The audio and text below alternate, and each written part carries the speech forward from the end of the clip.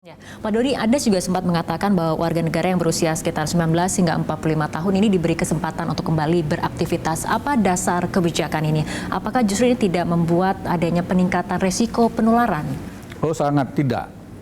Sangat tidak ada penularan kalau sistemnya diatur yang baik. Sekarang kenapa saya menghimbau ya kepada seluruh pimpinan, kepada seluruh manajer, mungkin juga kepala kantor untuk memprioritaskan mereka yang berusia di bawah 45 tahun untuk lebih banyak bekerja di lapangan.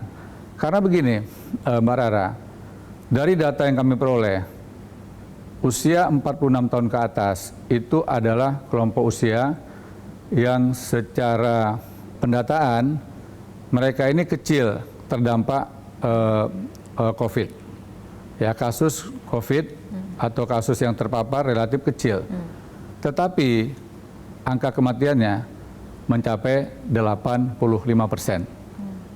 Nah, sementara kelompok usia di bawah 45 tahun itu angka keterpaparannya tinggi sekali, ya, tetapi angka kematiannya kecil, 15%.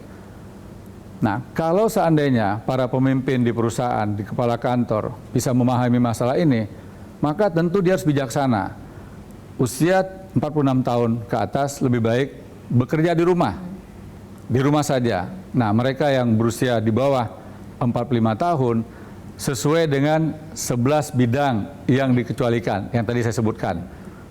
Pertahanan, keamanan, ketertiban umum, kemudian industri, kemudian logistik, ya, energi, telekomunikasi, kesehatan, itu harus semaksimal mungkin adalah anak-anak muda ini, supaya apa? Risikonya kecil.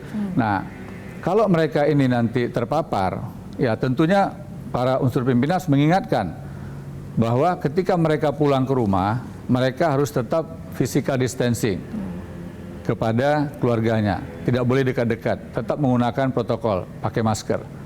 Atau mungkin juga bisa para pemimpin di perusahaan itu menyiapkan tempat-tempat penginapan mereka, bisa di mes, bisa di mungkin di kantor. Nah, sehingga kegiatan produktivitas ini tetap berlangsung.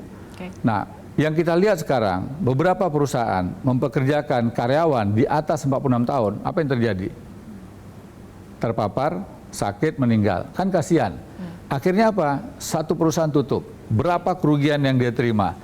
Tetapi kalau dari awal mengikuti himbauan yang sudah disampaikan oleh gugus tugas, memberikan prioritas kepada yang usia 45 tahun ke bawah, ada yang terpapar, bisa dirawat, bisa dilakukan isolasi mandiri, dan pada akhirnya mereka ya insya Allah bisa sembuh gitu.